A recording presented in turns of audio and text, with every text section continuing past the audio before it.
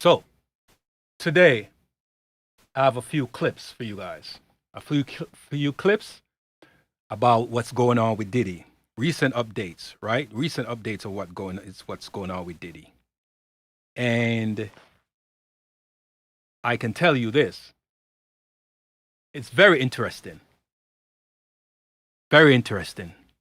So let me come out of full mass and bring the content in. All right. So,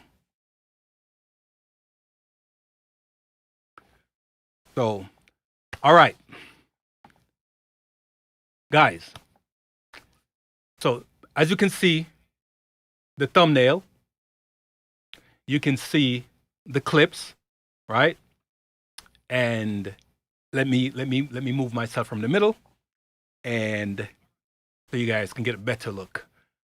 So I'm going to roll these clips. It's going to talk about a bit about Diddy's history, where he came from, how he started to where he got today, and now the situation that he's currently in. And I would say that he's fighting for his life, right? He's fighting for his life. And that life is in the balance. He may never come out of jail. They may keep him there until the trial starts. He offered up his passport. He offered up his mansion. He offered up his jet. And they said, no bail, we're going to keep you. So as the news cycle rolls through, right? As the news cycle rolls through, we get different updates, and he's just in a world of issues right now. So without further ado, I'm going to roll the clip, and you guys can see what's going on.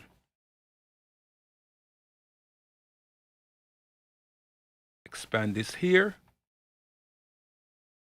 And the story we're tracking, music mogul Sean Diddy Combs on suicide watch at Brooklyn's Metropolitan Detention Center after two judges denied his request for bail. This as a grand jury is expected to hear new testimony from sex workers very soon. Good Day's Lizette Nunez is outside the facility in Gowanus with the very latest. Lizette, good morning. Good morning, Dan. So TMZ is reporting that two sex workers are sharing their encounters with Diddy with the feds. We're also hearing that Diddy has a target on his back while he is behind bars here at the Metropolitan Detention Center. TMZ is reporting that more people plan to cooperate with the feds in Sean Diddy Combs' sex trafficking case. We found out that these two individuals, and we have actually spoken to one of them. They are both sex workers, currently sex workers. One of them says that they had an interaction with Diddy in 2014, and they are willing to tell the feds what they know about that interaction. Jeremy Saland, a criminal defense attorney, weighing in. You can't, as a prosecutor, subpoena or force a witness to come speak to you in your office, but you can subpoena them to a grand jury where they can speak there or have to potentially speak there. So whether these are new witnesses, whether these are new complainants, meaning victim parties, making the allegations, will yet to be seen. But it doesn't bode well. It doesn't, certainly it's not a good thing if you're Sean Combs' team. According to several reports, Diddy has been placed on suicide watch at the Metropolitan Correction Center in Brooklyn. The music mogul's mental state is unknown, but being placed on watch is considered to be a preventative measure. This week, two different judges denied his request for a $50 million bond. His lead defense attorney is attempting to move him to a different facility in New Jersey as he awaits trial. TMZ is reporting that due to his celebrity status and the allegations, this could bring unwanted attention from other inmates and be a threat to Diddy. What we've been told by a former warden is he's a target. That's the fact of the matter, and that's why they have him in a... Do you guys remember this horrific attack? This horrific attack on Cassie? I don't know if you guys remember. The brutal assault was heart-wrenching. Knowing I have a daughter, a mother, sisters, and watching this, it was heart-wrenching. This comes after multiple denials that he said that he's innocent and he never did any of these things. We did an interview out on the street that we never released, right? On one of our Street Say episodes. And he claims that he didn't do it, but everybody that we talked to said he did it in very colorful language, right?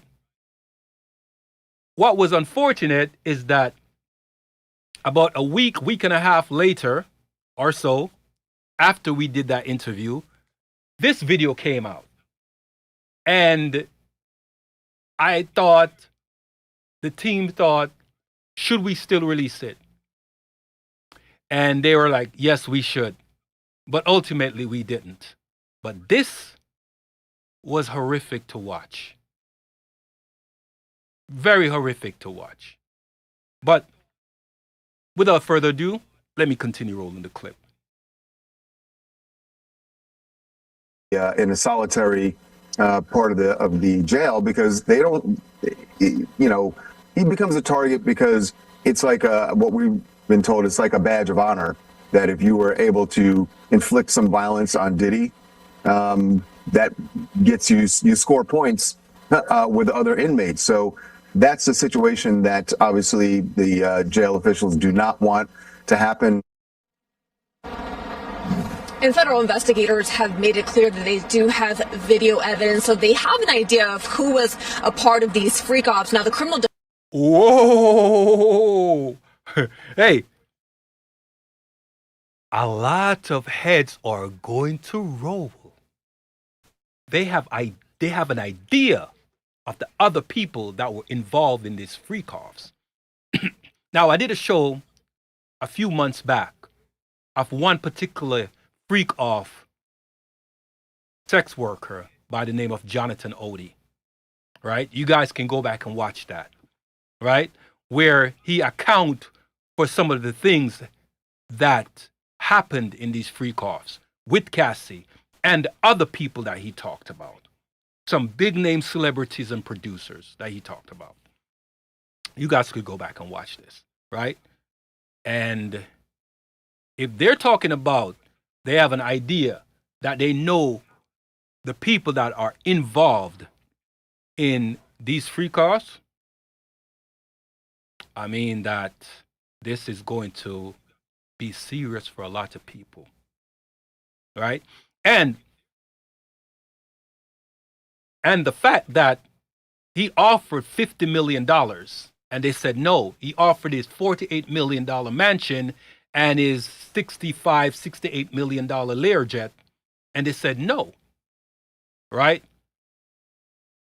I think they wanted to sing like a canary, so they're keeping him here, right here in what they call hell, right? The prison that they call hell in New York. They said they're keeping him right here. They're not letting him out. So, I think they want him to sing.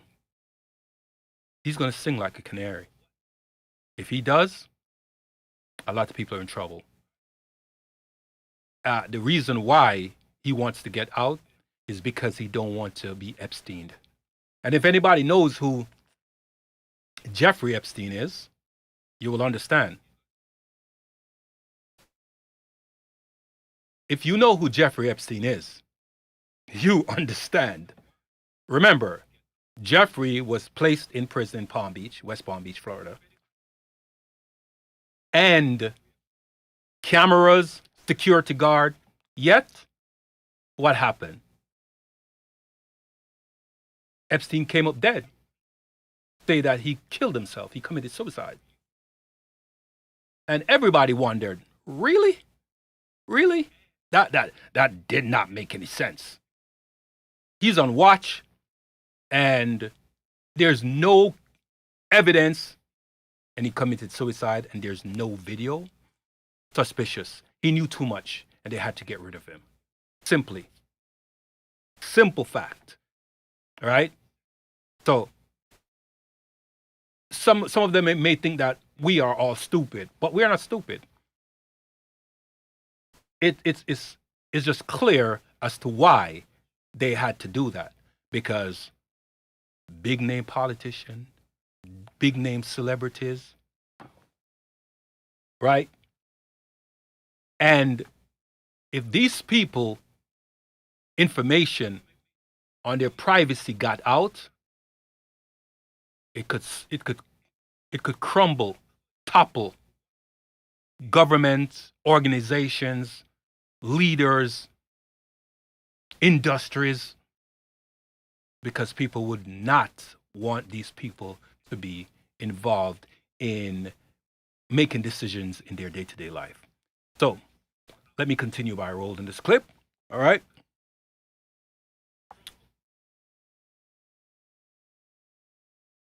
Here we go. Defense attorney that we spoke to, he went on to say, depending on what these sex workers share, that means potentially could mean that there would be new charges for Diddy. This latest here from Brooklyn. We'll send things back inside. All right, Lizette. All right, so I'm going to cue the other clip. So let me get to that, and then we can make sure that we get this rolling. All right. All right, so just bear with me while I cue the other clip. Yes, sir. So this next clip is going to talk about some history of how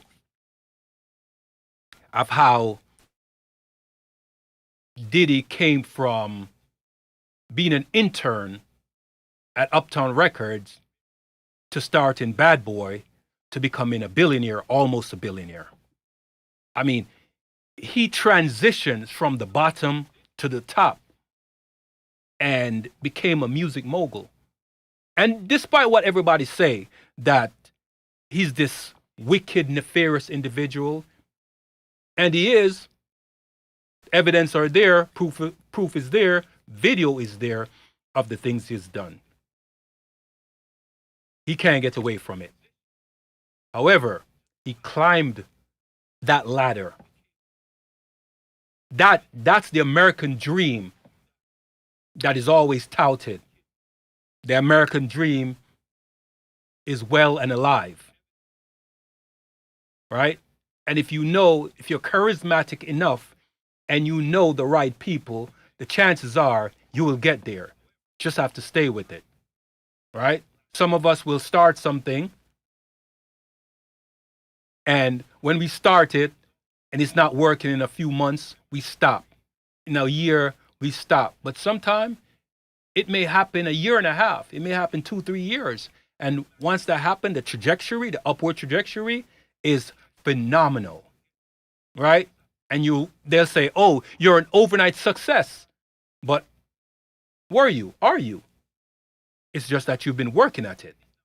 So without further ado, I'm going to roll this clip and let them tell you. All right? So.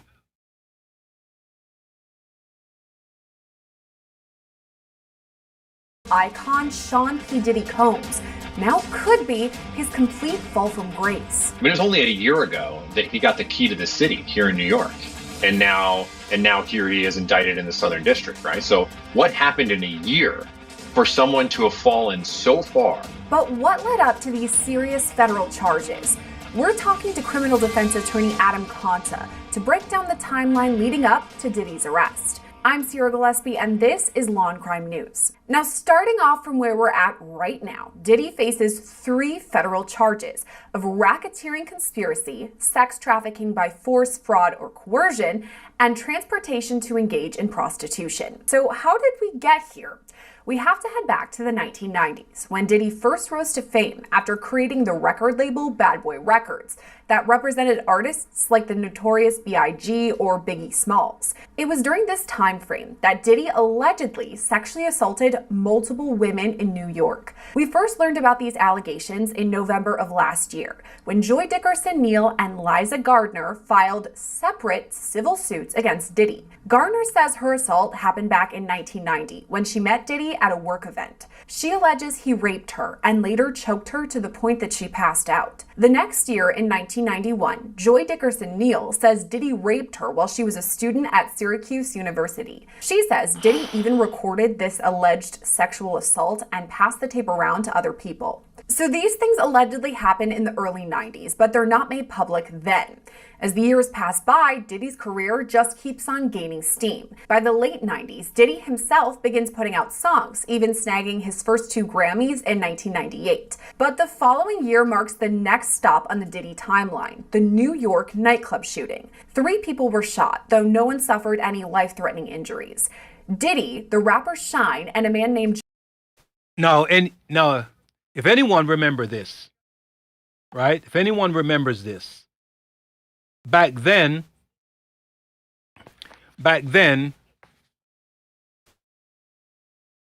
Diddy got away. He got away. I'm like, okay, so allegedly, he went to a club. He went to a nightclub, and Shine was with him. Some other artists were with him, and a fight broke out, and shots got popped off. Shots got popped off, right? And even people that were there said they saw Diddy fire the gun. But who got in trouble? Who got in trouble? Shine got in trouble, right? How is it possible that even the victim said she saw Diddy fire the gun? She know who shot her, but somebody else got blamed. Why? Powerful lawyers, powerful people, powerful money, right? And if you have those combinations, it will change the outcome, right? It will change the outcome. So remember that. You get money and you have clout, that money will give you clout. Let me back up. Because you can have money, because there are very many wealthy people out there, millionaires, but they don't know the right people. So you need the money, and you need to know the right people. Because if you have the right people in your circle, things can happen in your favor. Definitely happen in your favor. So, how did Shine ended up getting charged, imprisoned, and then deported? Because Puffy was coerced, according to what he said, by his attorneys, to blame Shine. But double jeopardy was not going to affect Puffy because somebody already took the blame. So because Shine already went down for the charge, obviously Puffy's not going to go down for the charge. But here's the kicker. The person that allegedly brought the gun in the club was Jennifer Lopez, J-Lo, Jenny from the Block. Back then, they didn't do the searches like how they do it now when you're going in a club. Hey, sometimes you could be going in a chill spot and they'll pat you down, check your waist, check your shoes, check your socks, right? They damn near want to take your clothes off, right? Treat you like as if this is TSA. But back then, all they did was check your pocket, jerk it a little bit, check your back pocket, jerk it a little bit, slide their hands down on your legs, tap your back, and that was it. And they didn't even check the girl's purse. They didn't even check the woman's purse. I'm telling you, They did not check the woman's purse, but now they do. They do. Right? So, that's what's going on. So without further ado, I roll back in this clip and they can tell you about Diddy's rise to fame from obscurity to becoming a billionaire or almost a billionaire to where he is right now. All right? So let me get the clip going. Jamal Barrow were all arrested, and so was Diddy's then-girlfriend, Jennifer Lopez. J-Lo's charges were dropped, but both Diddy and Shine went to trial. Diddy was acquitted, but Shine was convicted on charges of attempted murder and criminal possession of a weapon. He was sentenced to 10 years in prison. Now, in recent months, there's been allegations that Shine took the fall for Diddy, and on top of that, that he forced J-Lo to carry an illegal weapon. All this leads us into the new millennium, though. A woman, only identified as Jane Doe, says Diddy raped her in 2003 when she was just 17. In the lawsuit she filed last year, she included pictures of herself at Diddy's recording studio in New York. From there, we fast forward to late 2005 or 2006, when Diddy met Cassandra Ventura, who would later be known publicly as the singer Cassie. According to Cassie's lawsuit, she started working with Diddy when she was just 19 years old, and he was 37. She says Diddy began, quote, almost immediately asserting possession and control over her, and inserting himself into all aspects of her career and her personal life. That includes things like forcing Cassie to use illegal drugs and have sex with prostitutes as Diddy watched or masturbated. She also alleges he recorded many of these interactions. Okay, I know you're multitasking when you're watching our videos, and if you're running errands, listen up. I have to tell you about the free app Upside that gives you cash back on... All right, let them just fast forward just a bit. Get past this a little bit. All right, move this over. So, all right, so let me bring myself in full mask while I do this. Just move this fast forward a little bit. I'm trying to just make sure that you guys are not. All right, so we're back right now. So let me make sure. All right, so here we go. Relationship with rapper Kid Cudi. She says that in 2012, Diddy told her that he was going to blow up Kid Cudi's car and that he wanted to ensure that Kid Cudi was home with his friends when it happened.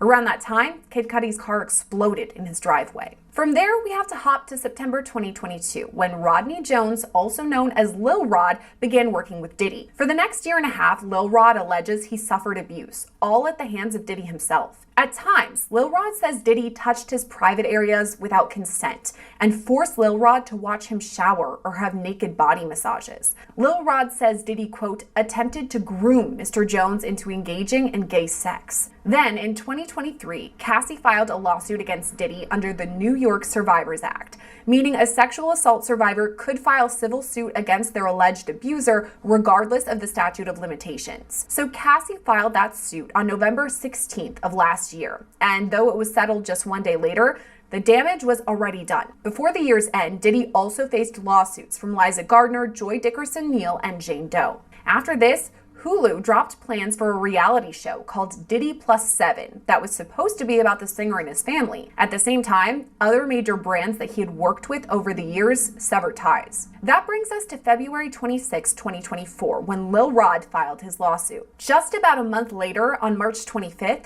federal investigators raided two of Diddy's homes in both Los Angeles and Miami.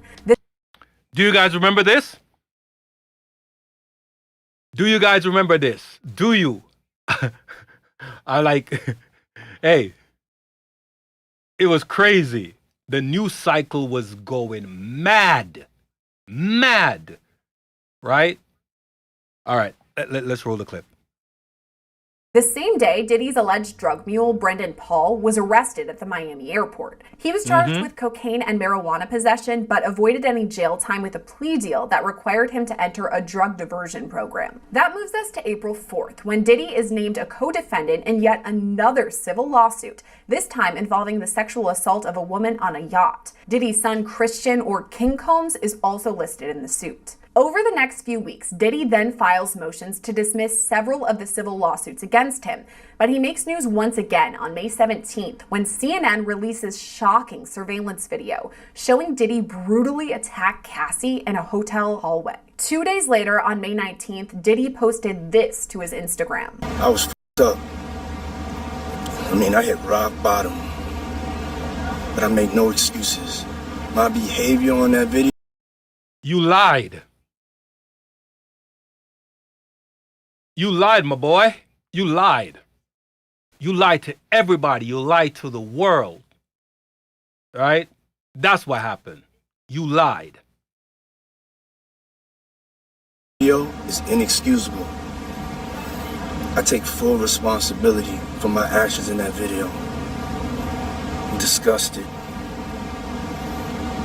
I was disgusted then when I did it. I'm disgusted now.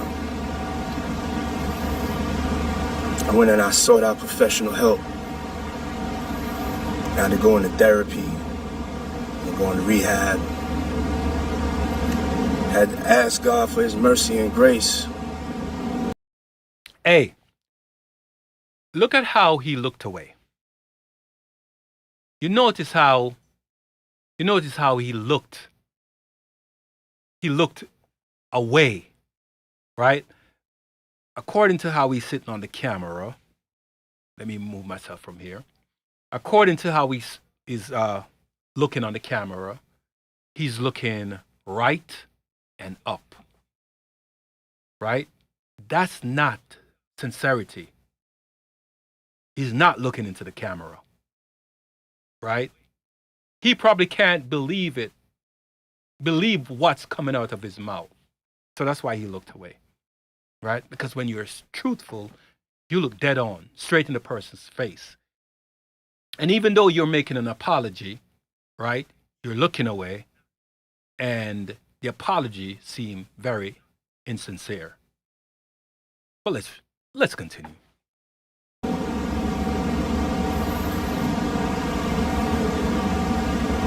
I'm so sorry.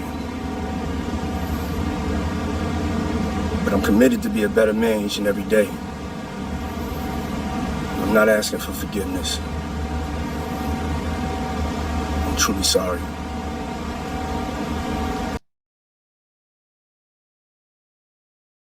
Are you really sorry? Are you really sorry? Are you really sorry? Right.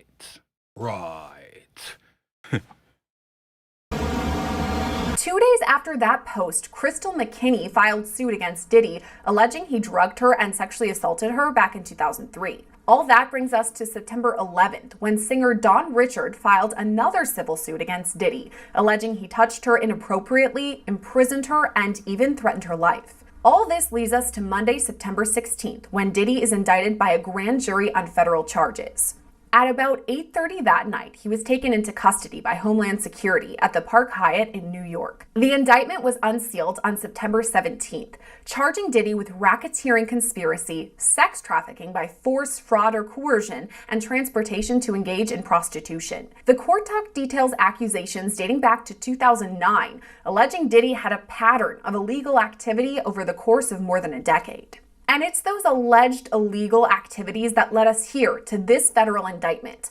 To understand more, we now turn to criminal defense attorney Adam Conta. Okay, so this is a story we've been following for 6 months, more than that. Since the federal raids, we've been kind of seeing this coming, didn't really know when, and now the indictment finally came down. So just at that point, what are your initial thoughts about this indictment? Well, I think it's a real problem for him. It lays out what they believe is a pattern of illegal activity, all in the names and the furtherance of the Combs enterprise. I think it lacks some details, but we have, because this is an ongoing investigation, and because it's sort of been in the public sphere for a while, we have more details than we normally would. They've laid out a pattern of conspiracy and racketeering that they've charged him with. But part of that is obviously that one of the victims is his ex-girlfriend, Kathy, who filed this major lawsuit last year in November against him. But we kind of have the details from that lawsuit as well. So we can kind of insert those as really the jump off point to how we got here now today. But he's got some real legal challenges ahead of him. Absolutely. Talking about the indictment really quick before we go into the timeline, I was kind of surprised at the length of it. It's only about 14 pages. There's only 3 charges. And as you said, there's not that much information in it. So is it possible that the feds are going to add more, or what would that look like? It could be, but the fact that there's racketeering involved, I mean, what racketeering essentially is that the federal government thinks that they can prove that he broke 2 specific laws in this sort of group of 35 that make up these kind of racketeering eligible charges. And so if they can get over that hurdle, even though there are only 3 counts, and I was surprised too that it wasn't a lengthier indictment with a lot more detail in it, the counts that are there are enough to put him in jail for a long time. And we can't gloss over the fact that there were a couple defaced AR-15s there. There was an unknown amount of narcotics there, including meth and other prescription drugs that were illegally obtained, allegedly. And so I think what the public is going to be looking for is a lot of details on the sex trafficking, on the kidnapping, but mostly on the sex-related crimes. That's kind of Yeah, the thing about that is that with this long indictment and only 3 charges, that leaves some questions. Could they have shrunk down all these pages? Maybe, maybe not. Maybe they just wanted to detail everything in these 3 charges. Had it been more charges, it would have been a lot more pages. So I could understand why. I'm answering my own questions. I could understand why all those pages were put in the indictment with only 3 charges. All right, so let's roll the clip. what the public likes to sink their teeth into. And I'm sure we're going to be hearing the term freak offs a lot over the coming days and weeks, because that's the soundbite that you immediately get from this indictment. But if you're looking for more details on sort of the torrid and terrible things he's done to these alleged victims over the years, then the indictment does not have a lot of explanation there. You brought up a good point about the pattern, showing that Diddy had a pattern to break the law in this many ways. And it all goes back kind of to Cassie and the civil suit that she filed. Obviously, they had a relationship for several years. She alleges some pretty serious accusations against him. So how important is Cassie going to be in regards to this federal case? Well, she's going to be incredibly important in terms of her lawsuit is really what opened up the public's attention to it, and so that's really what got everyone going. That's what got the authorities looking into her more. I mean, it was only a year ago that he got the key to the city here in New York, and now here he is indicted in the Southern District, right? So what happened in a year for someone to have fallen so far, and not just got the keys to the city a year ago? He was what was he? He was given like the Lifetime Achievement Award in the VMAs. That was just last year too. I mean, this is someone who is at the top of the public sphere. I mean, he was in the upper echelon of media. The upper echelon. He's rolling with the big dogs. And he wasn't just a big dog. He was kind of like the big dog who the big dogs turn to for their entertainment. His infamous Diddy parties, right? But hey, we've heard stories. In terms of reverence, in terms of respect, in terms of what they mean to the city and to the community. And for it to turn around this fast, I think we have to look directly at Cassie and her lawsuit filed on November 16th. And even though they settled it a day later, again, the details of what was alleged got out there. And then what that really did, just like the Me Too movement, it started other people who are alleged victims of his thinking, well, maybe now is my time to come forward. If in fact that they felt threatened by Diddy, if in fact they were coerced not to say anything through violent threats, through physical threats, through emotional threats, and potentially of having whatever acts they committed with Diddy being recorded and even having those used against them as electronic threats. After Cassie's lawsuit, they started to come out. And then you saw another lawsuit in December, and then another one and another one. And so there were a couple that came out that really started steamrolling this sort of this change in a public opinion of him, just like happened with R. Kelly, although these are separate charges and they have not been proven like R. Kelly's. But just like in R. Kelly, it took the public a little while to kind of get around this notion of this pop superstar who we've grown to love for decades, and now kind of peel back the onions to his personal persona that could be. Yeah, using the analogy of peeling back the onions. Anyone that I've dealt with onions, whether you're a chef, you cook at home, or just had to encounter anyone that's using onions, right? I'm not talking to powdered onions or anything like that, right? Because if you think about the powdered onions, that doesn't really do anything. But onions, they make your eye water. So the analogy that he's using, peeling back the onions, now we're all crying because that's a ginormous onion. We're all crying because we can't believe that Diddy. It's evidence, it's apparent, it's right in our faces, but we can't believe that Diddy, started from the bottom and got to the top to roll down like this, right? But as it is, we like to see the underdogs climb to the top, and we relish in their demise. That's just how it goes. That is the cycle. That is the cycle. If you pay attention, you realize that is the cycle. That's what always happens. But I think Diddy could have went down in history as one of the greats with no blemishes, but he couldn't get over himself. He was too cocky. Felt that he was above the law, that he could not be touched. I don't know if anyone saw the video where he threw his phones, tossed his phones and stuff off the table, cleared the table, and said, I can do anything. You can't do it? I can do it. Tell me, I'll do it. You want something done and you can't do it? I'll do it. Right? That clip is all over. Right? So, he could have been one of the greats. Look at what happened to Bill Cosby. Look at what happened to R. Kelly.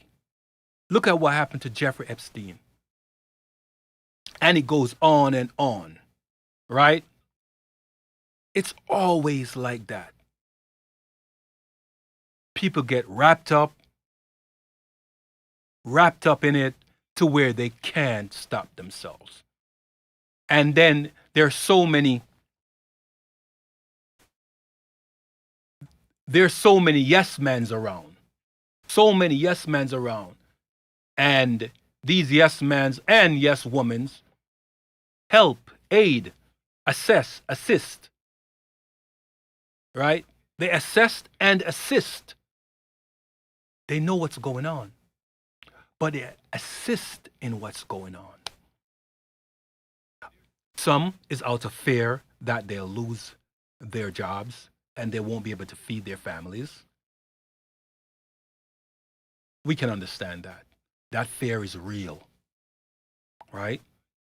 But to see and experience the crimes that Diddy has done, Epstein has done, Weinstein has done, Cosby, and others like them, you have to wonder what causes a person to be like that? What causes people to be complicit? What? Why?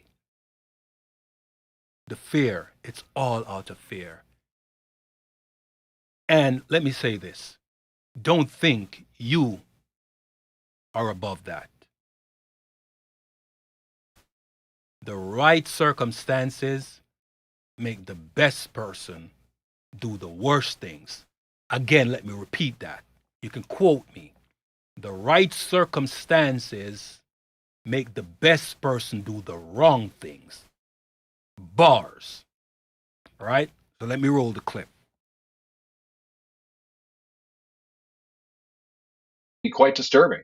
And so, even though she is not going to be, she might not be doing interviews and she might not be out there sort of as the public figurehead of this indictment, she's certainly at the genesis of it and is the reason this whole thing got rolling. It's really like all roads lead back to Cassie's lawsuit because, as you said, it spurred other people to come forward and feel comfortable sharing their stories.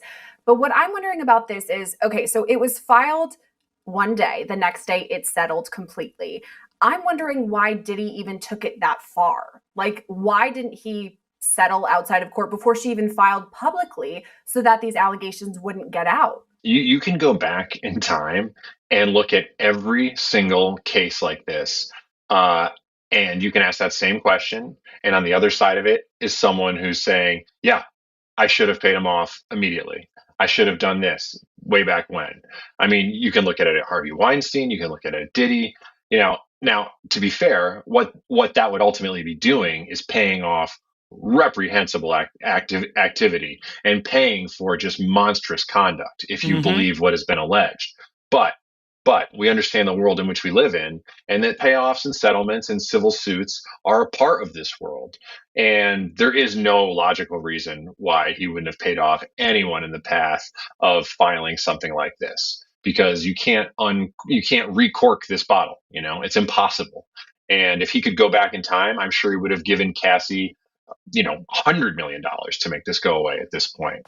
But it's impossible. And I think he could be looking at obviously not just a significant change in his life moving forward in the public sphere. He could be looking at real jail time. I mean, Hey, I don't know if you guys know what Stockholm Syndrome is. Stockholm Syndrome is a psychological control that a victimizer have on a victim. So once you're able to victimize someone long enough, physically, psychologically, right? Sometimes it doesn't have to be physical, it can just be psychological, or both, right? It gets to the point where the person that's the victim starts defending the victimizer, start defending the abuser, start defending the assaulter. Stockholm Syndrome is real. Look into it, guys. It's real. Right? Imagine being abused and then come to the point to where you're defending your abuser. It is the reason why when some people are abused, they become abusers. Right? Because that's all they know. That's all they know. Right? And they're psychologically effed up. And when they're psychologically effed up, hurt people. Yo, it's real. It's real. Stockholm Syndrome. All right? Let me continue to roll this clip.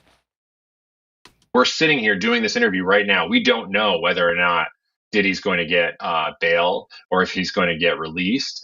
He has one of the best attorneys in the country, Mark Agnifilo, tremendous attorney. But I think that they could very easily keep him in. He's a flight risk, and he's alleged of doing some really heinous things, even in this brief indictment. Going back to the indictment, it kind of outlines a bit of a timeline. We talked about the pattern. It mentions the year 2009 when these things started happening, or that's at least when it dates back to. But we've seen some civil suits against Diddy that date back to the 90s, way farther than 2009. So why weren't those things listed or included? I think it's one of those things that they try to include what they can prove or what they feel like they can prove. And sometimes charges are just too remote to have enough credibility to add to an indictment like this. So even if they believe that those incidents happen, I think as far back as 1991, even if they believe those happen, it just might not be pertinent to proving this case and these charges. Obviously, 2009 is a lot more recent than the 90s, but it's still 15 years ago. I mean, technology has changed since then. People have moved on, died, forgotten things. How are they going to prove the things all the way back in 2009 that they're alleging? Well, I mean, a lot of it from what it sounds like, and again, we're learning all this in real time, but it sounds like from him. I mean, once the police caught wind of Cassie's lawsuit and Mm, really started going forward in investigating him, mm, that obviously led to the raids that took place in March in his Miami mm. homes and his LA homes. And when they raided those homes, they found not just guns, not just drugs, but electronic devices, which is really ultimately what they were looking for there.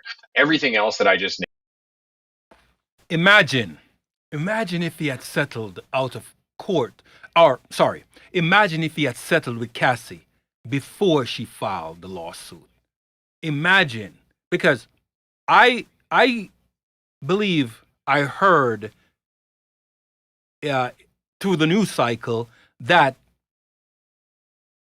her lawyer contacted his attorneys, right, to pay her, and they thought she was bluffing.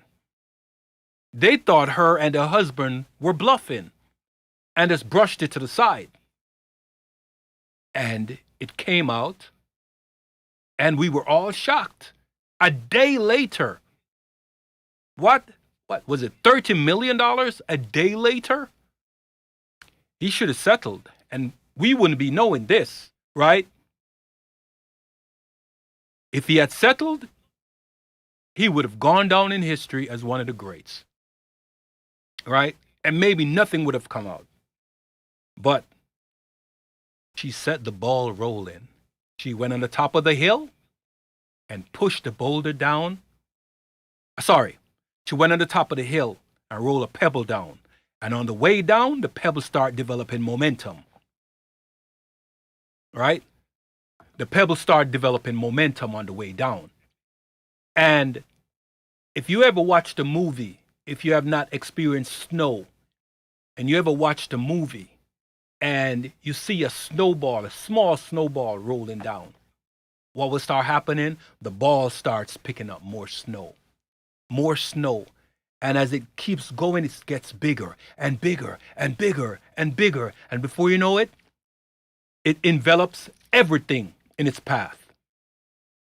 And that's what happened. She set the pebble rolling that became a boulder that enveloped everything in its path. And now we're here. All right? So let me roll the clip. named is sort of like a cherry on top because what they wanted, what they were looking for, and what they got was hard drives. And on those hard drives, allegedly, are some of these acts being videotaped and Mm, taping them without their consent, potentially, holding on to them without their consent, potentially. mm, But aside from those issues, which may or may not exist, they also may lay out a pattern of abuse. They might show abusive behavior. They might show unwanted narcotic consumption or sex that had been denied and then sort of forced upon. We just don't know yet. mm, But I think a lot of the evidence, especially for those older cases, may come from his own recordings. Going back mm. to those federal raids where we got those recordings, or the feds, I should say, rather, got those recordings, it's been 6 months since then. So, I mean, half a year that Diddy could have guessed potentially these indictments are coming down against him. What was his team doing to prepare? I mean, I'm sure that they were trying to prepare for whatever could be brought against them, but what do you think was happening? I think they were trying to coordinate with the U.S. Attorney's Office, be as cooperative as possible while trying to achieve their ultimate goal, which was not getting prosecuted at all. So, yes, they absolutely knew this was coming. Today is not a surprise to Diddy. Today is not a surprise to Diddy's lawyers. Uh, but in the meantime, leading up to this, there's been a lot of, I'm sure there's been meetings, I'm sure there's been discussions, I'm sure there's been a lot done to try to avoid this very moment, to show that any of these incidents were either consensual or that they just lacked any sort of criminality. And so, I think that the legal team has probably been working on this since before March, probably since November. They could see something like this potentially coming. And so I'm sure that he's had a team of people looking to avoid this day specifically for a long time. But it was just, I think, inevitable with the amount of evidence that seems like is out there. So that's the defense side of things, but this half a year time frame, maybe more than that. also is what the prosecution had to kind of build their case against Diddy. So that lengthy time frame, do you think that was helpful for them, that they were kind of doing the same thing he was? Oh yeah. They were doing much more, I'm sure. Because the feds don't bring a case unless they already know that they can prove it. That's just the way it works. If the feds. Hey, I'm going to tell you something based on what he just said. The feds don't bring a case unless they know that they can prove it. Let me tell you this. My daughter, when I go to her and I ask her a question, and I said, hey, did you do this? And she would look at me and like, no, father. I said, I'm going to ask you the question again. Did you do this? And she was like, if I tell you the truth, father, you're not going to do anything, right, father? Because I'm telling you the truth, right? You're not going to be mad, right, father? Because I'm going to tell you the truth, right? I'm like, I won't be mad. Just tell the truth, right? And she said, you already know, right, father? I said, I told you from you were younger that I'm not going to come to you and ask a question if I don't already know the answer. Because what I will do, I will observe, I will watch, I will wait, and I will see if the first time it was done, it might have been an anomaly. The second time, a bad day. The third time was purposeful. And then I would go on the attack. I was very stealth before I made my move. I was very stealth because as people, young and old, we have a tendency to let our ego and our pride dictate our truth and honesty. And this is why this is happening, right? They did not go on the attack until they know they had a case that they could prove. All right, let's continue. Feds don't think they can prove a case, then it's going to go to state court and they'll let the state courts handle it there. But they don't arrest someone until they already feel like they've got the goods. So in the last 6 months, they haven't just been going through those computers. They haven't just been looking at what was recovered. They've been interviewing and flipping people 1,000%. They've been talking to his associates. They've been talking to his former employees. They've been looking for more victims to corroborate stories. And when they find those employees and they find those victims, they use those stories to corroborate each other and to corroborate other claims. And so I'm sure that there's going to be many people up the hierarchy of the Combs enterprise, which is really just Bad Boy Records and his sort of media empire. They're going to find people along the way. It could be housekeepers, it could be gardeners, it could be record executives. You just don't know because there's so many people named along the list of potential witnesses here that it's almost impossible to predict how many witnesses the federal government could have at this point. And so that's what they've been doing for the last 6 months. And I know this is so far out because the indictment just came down yesterday. I mean, it could be quite a while until this actually goes to jury trial, but that's what everybody is wondering. That's when we're going to get a lot of the information. So when it does come time for that, what are you thinking? I mean, you just talked about the dozens of witnesses that they could have. I mean, the defense, I'm sure, is going to bring a pretty strong case. What would it look like? Well, today is a day for strength. So today is a day for everyone to go out there, no matter what side you're on, and say, my guy's 1,000% innocent.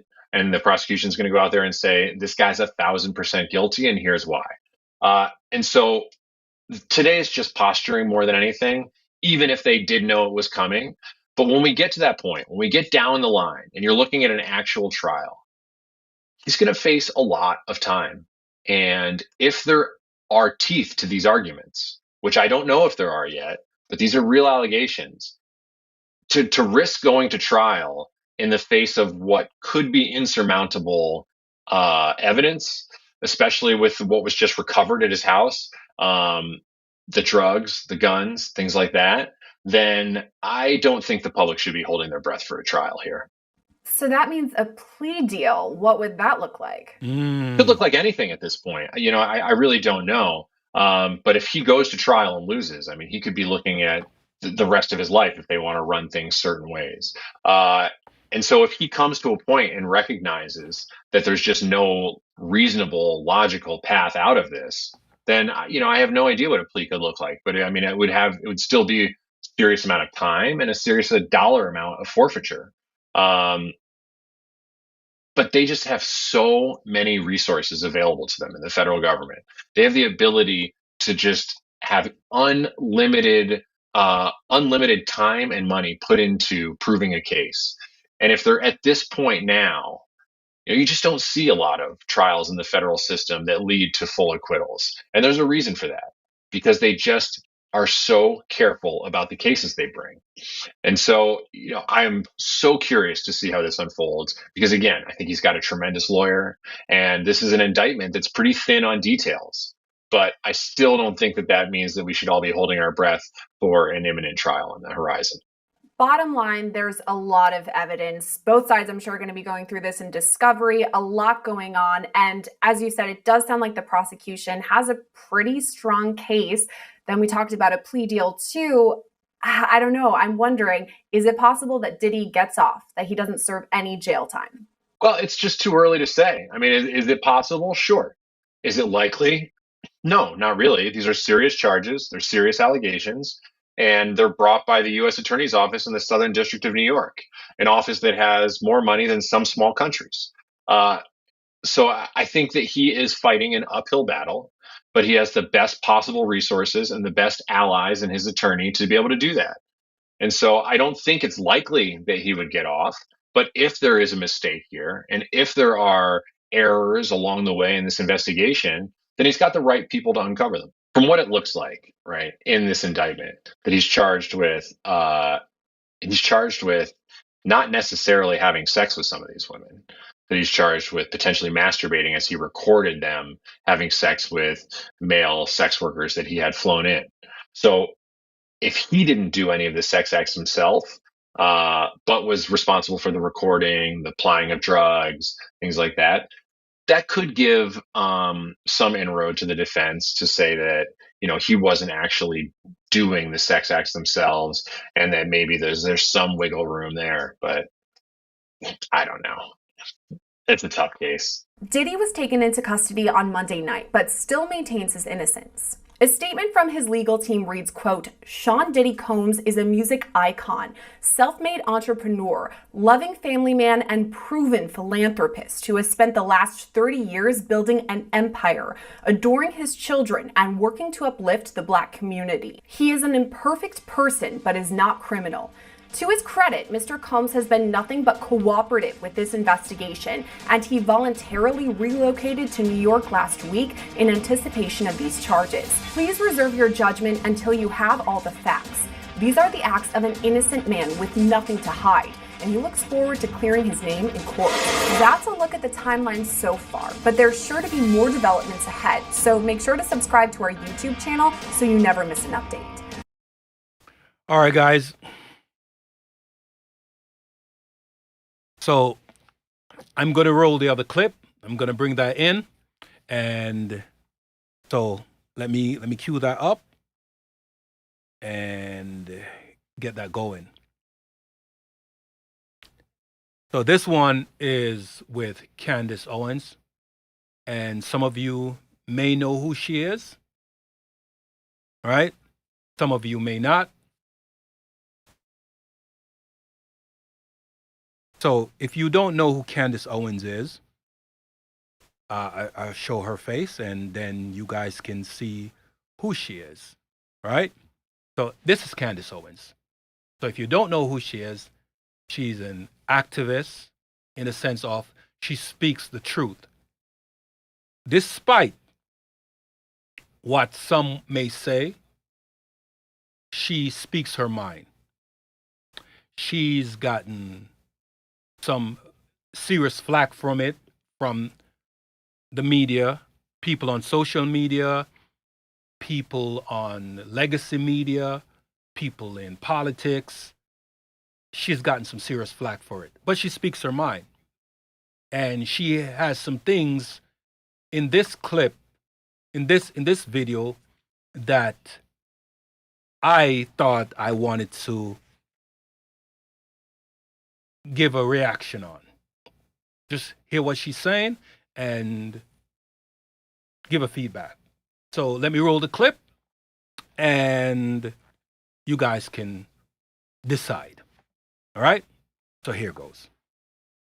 All right, happy Friday, ladies and gentlemen, but especially to men, because today is for you. I want to tell you guys why you absolutely must stop watching pornography, because it is so obviously a weapon of mass destruction, spiritual destruction, and blackmail, a tool for blackmail. So we have more coming out about Diddy, Kim Porter. People have long held the suspicion that he maybe killed her, plus some videos that are surfacing of Justin Bieber at a Diddy party, and they are horrific. I'm talking truly and utterly horrific. Plus, and appropriately or rather inappropriately, RFK Jr. is in the news for having carried on a sexting affair with a reporter at New York Magazine. And we have the Republican Lieutenant Governor of North Carolina, Mark Robinson, who has been unmasked as a frequent commenter on a porn website dating back to 2012. So lots to discuss. That's what we have coming up today on Candace.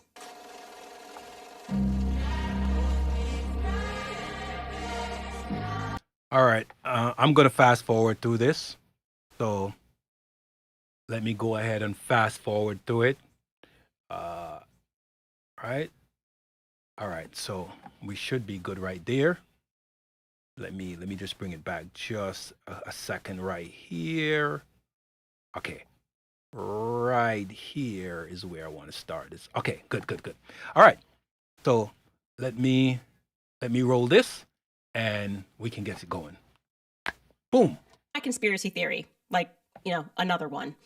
I think porn websites have been purposefully created as tools of entrapment. I think they are creating an entire log of who everybody is. In the event that somebody becomes powerful in their life, then they have all of these porn websites that you visited. I truly think this, especially people who think their data is safe and they're constantly online. You can see how these websites like Pornhub are encouraging people to look at more frequent and also more disturbing types of porn. Essentially, they exist to pervert your tastes. And then I think people become more and more perverted. They hit weird links. And then in the background, you have people that are collecting that data so that if you ever make it in life, they can go, oh, but we caught you looking at this kind of porn. Now we control you. No matter what you think, I think we can all acknowledge now that pornography is a weapon of mass spiritual and political control. I don't care. Everyone got mad at me when I said months ago, ban porn. That's what I believe. It should be banned. And I believe that because I've looked into the history of it. Here's the reality. You can quite literally become a slave to your sin. A man has as many masters as he has vices. By the way, I wish I could take credit for that expression, but that actually came from St. Augustine in his book, City of God. He wrote, quote, "A good man, though a slave, is free, but a wicked man, though a king, is a slave, for he serves as many masters as he has vices." Think about that. Hey, guys, that is deep. That is deep. Imagine that. Deep. Hey, sometimes we have some very prolific individuals that say the most amazing things. Things that make you wonder, how did they come up with that? Where did that come from? How did they channel that information to bring it to us? That's deep. I almost want to roll it back. You know what? I'm going to roll it back. Right? So let me roll it back.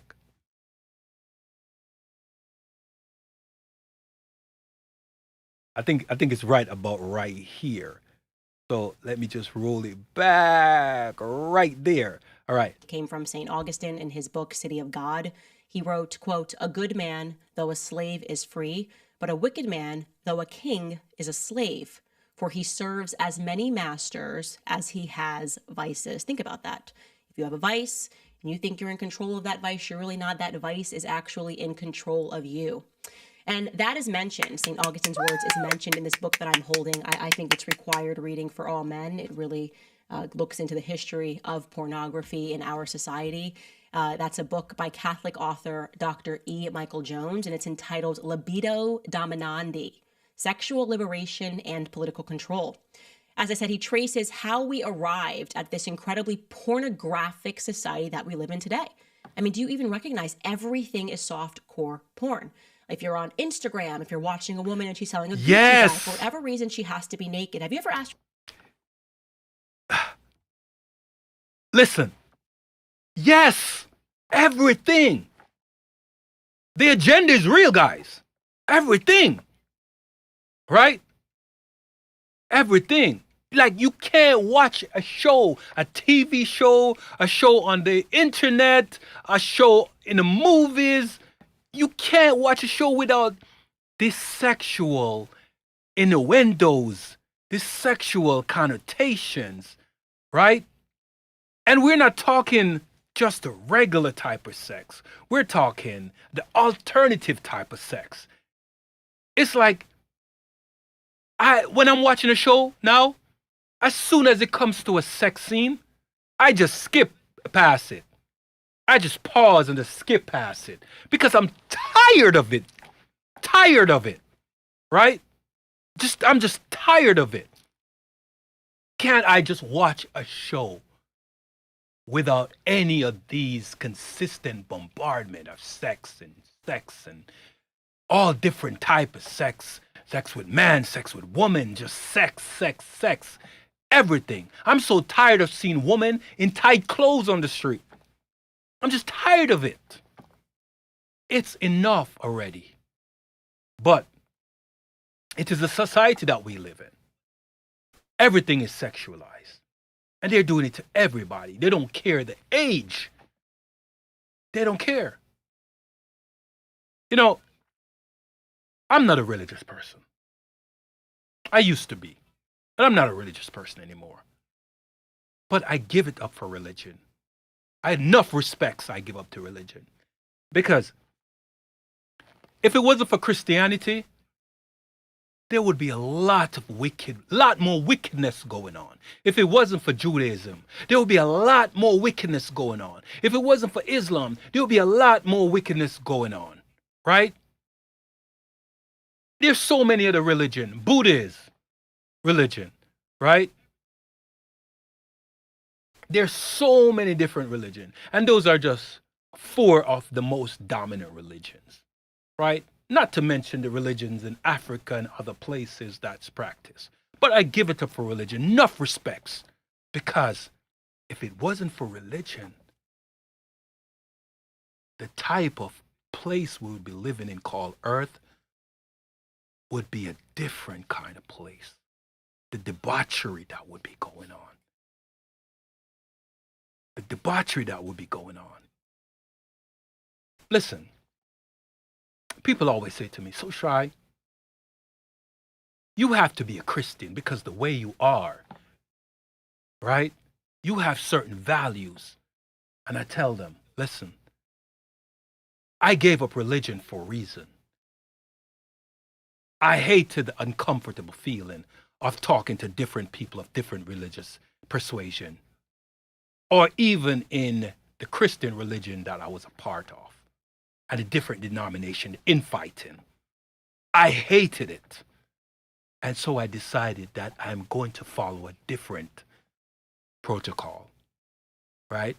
And I tell people when they ask me, what do you believe in? And I said, a circle. And they said, what do you mean? I said, I believe in karma. What goes around comes around. And you've probably heard me say something on a stream before.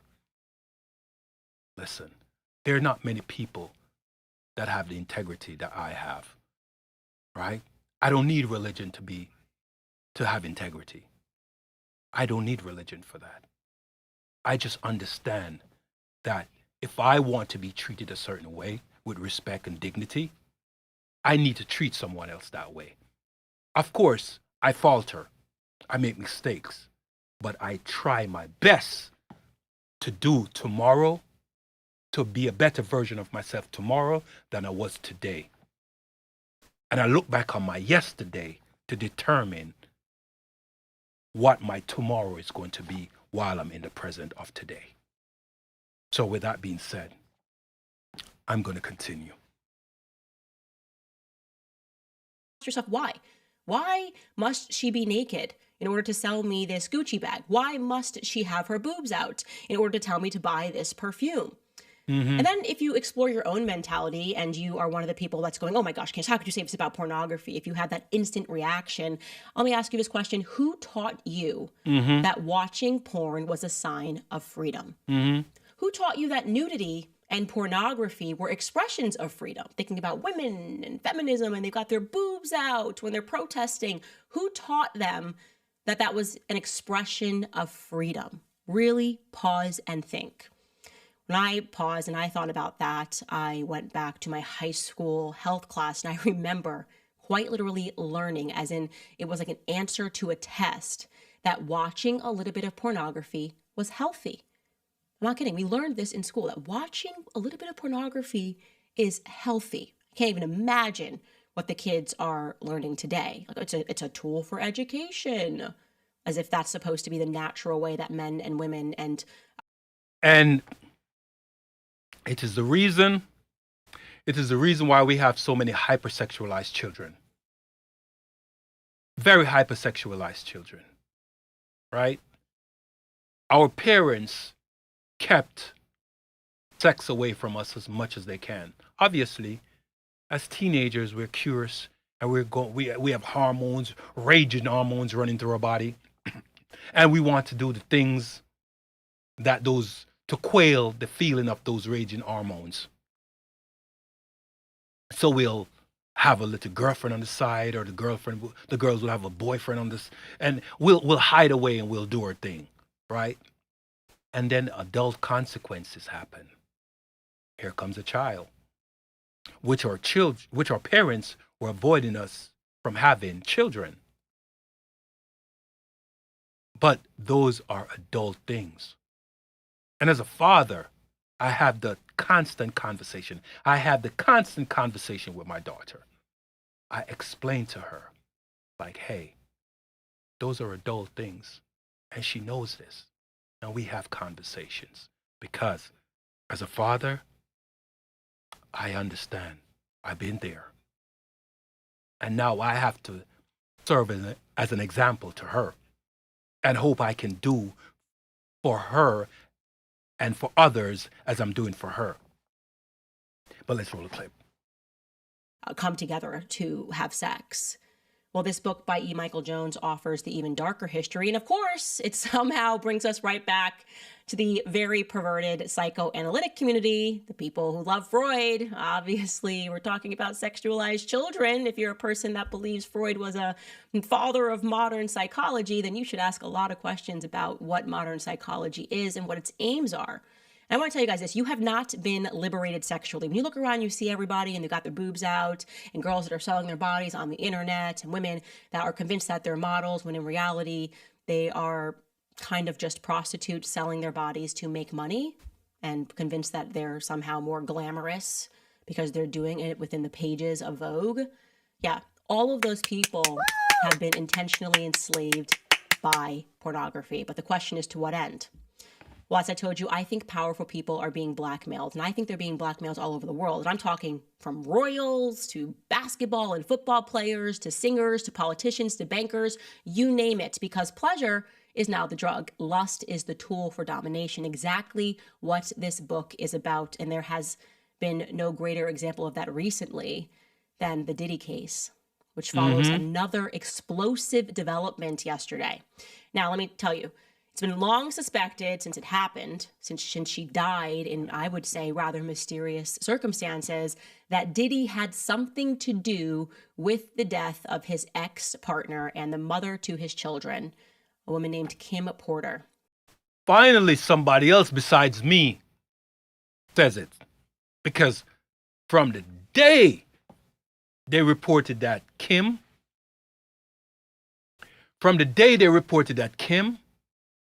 passed, I'm like, what? Okay, we did a show about that. And I remember saying, wait a second here. Uptown started with Diddy, Heavy D, Craig Mack. No, sorry, not Craig Mack. Heavy D, Puffy. Sorry, guys, I can't roll the names off my tongue. But the label that Diddy was a intern for, and he's the only one. I'll Be Sure was one of them too, right? And Diddy's the only one that's alive and kicking, alive and well, billionaire almost, if not, right? And when Kim passed, I was like, another one? This is kind of ironic. Wait a second. Andre Harrell was the other name I was trying to bring up. He was the CEO of Uptown Record. When he was going to write a tell-all book, guess what? When Kim was going to write a tell-all book, guess what?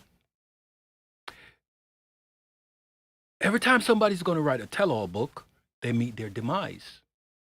I'll Be Sure was also in the process of working on a tell-all, and he almost died. Jaguar Wright brought that up. And some of you don't know who Jaguar Wright is, right? But you can go look that up, right? You can go look who Jaguar Wright is, right? Let me say the name again. Her name is Jaguar Wright. Go look her up and you'll hear her consistently. She has been an advocate for change in the music industry for a long time. She's been talking about Diddy for a long time. She even talked about Jay-Z and others for a long time. But Kim, according to her friends, healthy, no problem. And then all of a sudden, she meets her demise. Makes you wonder. But let me get back into it. Now, what happened was she mysteriously died of pneumonia at the age of 47. Not the typical way that a 47-year-old goes out, especially just when they are about to publish a tell-all book on their very famous ex, Diddy. But that's what happened to Kim. She died of pneumonia at the age of 47 years old. Well, guess what? It was just announced yesterday that Kim's Porter's book is being published. It's a 60-page book entitled Kim's Lost Words. It claims to be a collection of the diaries of Kim Porter, the mother of Diddy's children, and it was leaked by her friends. Now, the person who's publishing is saying that he received a thumbnail from one of the friends who was very scared, and it is heavily implied they believe that Diddy had something to do with her death. In the book, Porter allegedly recounts discovering and making copies of the sex tapes that Diddy made of himself having sex with young boys that he was managing, including... Oh, shucks. Guys, I didn't watch this before. I didn't get up to this point. So I'm kind of surprised. Wow. Wow. Let's continue. An alleged tape involving an 18-year-old pop star who went on to become a household name. Porter alleges that when she discovered those videotapes of Sean and his sexual encounters in the bedroom in this vault, she made copies of them as protection for herself. Realized that this is a very dangerous situation. I'm going to make copies for protection for myself, and included it as a part of her plan to leave him. But the memoir says that when she watched back the tapes, she was so shocked because there were things, quote, some of the tapes had things I would have never expected. The gay parties are one thing, but the young boys, like the two hip hop stars formerly managed by Diddy and the then 18-year-old pop star, I would have never known. The book publisher is claiming that it was the friends that gave him this thumbnail, the friends that provided this memoir. The friends also provided copies of these alleged sex tapes so that he knew that it was legitimate. And the final entry of the memoir from Kim Porter, before she mysteriously got pneumonia and didn't survive it as a 47-year-old, is her dramatically telling her friends, quote, "He got me," and then calling 911. Guys, that's sad. That's sad. That's sad, guys. She knew it. He got me. She was expecting her demise. Yo.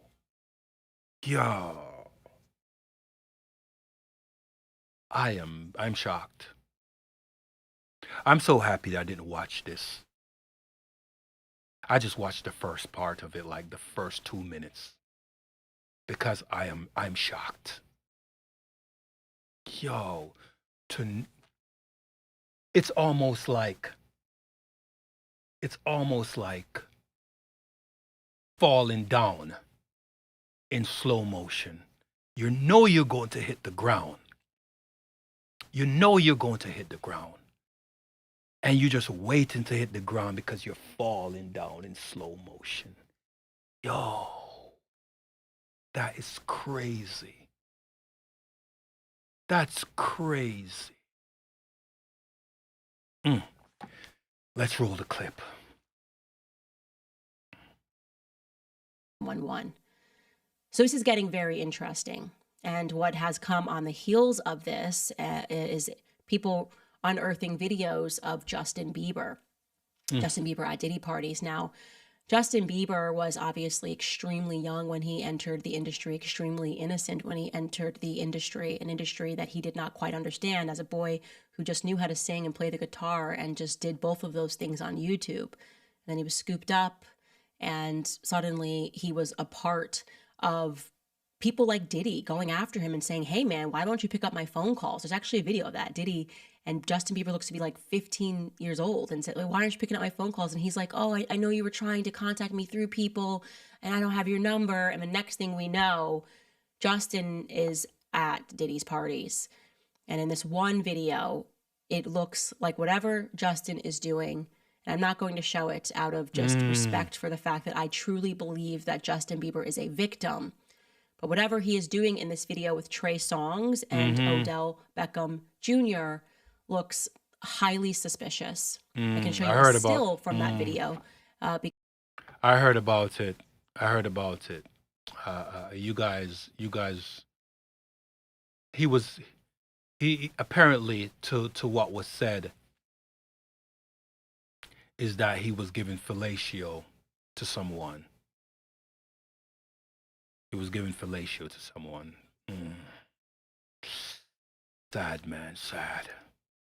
Because I think the relevant part is Justin Bieber is not sober. He is clearly very heavily under the influence at this party. And if you remember that lawsuit that the producer Rodney dropped against Diddy, he said that unbeknownst to all of these people, they were being drugged at Diddy's parties, that they were pouring out the liquor bottles and replacing it with other drugs. He kept speaking about this pink drug, this mix, this cocktail of cocaine and MDMA, and that people that think they're just drinking vodka or just drinking water are actually all being drugged. And then once they're drugged, they do very vulnerable things. It has long been suspected that the person that people are now putting the dots together in Kim Porter's allegations that Diddy had under his thumb was Justin Bieber, and that he may have done some inappropriate things with him. And what I will say is that this very much fits the narrative. You know, we saw tons of videos of Justin Bieber. When he got together with Hailey, he was crying a lot outside of churches. He was finding his way back to God, but he was having a lot of emotional breakdowns. And what I sensed from those public emotional breakdowns, and only public obviously because the press was following him, was that he was coming to terms with the fact that he had been engaged in darkness unwillingly. And Justin Bieber probably has a lot of shame about that. He probably feels shame first and foremost as a man, as a husband, and as someone who has successfully created a new life for himself with his wife, Hailey Bieber. And so what I want to say to Justin Bieber and to everybody that's following the situation is that Justin Bieber is a victim. I was horrified when I saw this, not because of the idea that Justin Bieber would be engaged in these sorts of things at these parties, but because I understood that this was a kid who was intentionally targeted by Diddy, as the videos show, told that he wants to party with him. He makes it clear that Diddy is trying to contact him through people, and then he finally subjects himself and agrees to give his number. And then we saw an entirely different Justin Bieber. We saw Justin Bieber who was always wearing sunglasses, who was partying, who was very obviously involved in drugs. He spoke at length about his addiction. And Justin Bieber didn't do that to himself. Like I said, Justin Bieber was, in my view, a child victim. And as these videos are circulating on the internet, I want to make sure people remember that and give him the grace as someone who has somehow survived this, turned to family, turned to faith, and is still very much struggling with all of this. For people to give him the grace and the courage and the prayers to hopefully one day find within himself the strength to speak out about what happened. Anyways, it seems to be that it is all falling down in Hollywood. There are tons of people who should be called out, people who weren't young like Justin Bieber, people like LeBron James, who has been outwardly speaking about how great Diddy parties are, traveling around with Diddy. This person is supposed to be the king. I'm waiting for the king to come out and to condemn this, to condemn what we all know now is a reality.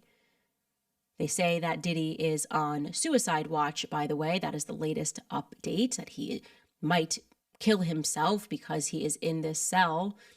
I beg to differ. As I said, I believe that this was an operation, that Diddy was not at the top of this operation, and that they are going to be very careful in how they handle him, because just like Kim Porter kept videos in order to protect herself, I am certain that Diddy similarly kept many videos of the record label executives that were allegedly involved in these parties as well, as protection for himself. We will continue to monitor that story, but I do encourage everybody to pray for Justin Bieber. All right, guys, I want to take a quick second here to remind you about 7 weeks.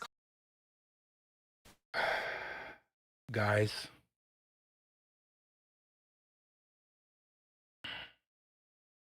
all right, guys, this is horrific. This is horrific. I'm gonna end it here, guys. I'm gonna end it here. This was a long one, and I'm appalled because I did not listen to the Candace clip all the way through, but I'm appalled. I'm really appalled. But guys, like I say, remember to question everything, because if you don't, you fall for anything. And thank you for watching, wherever you are in the world.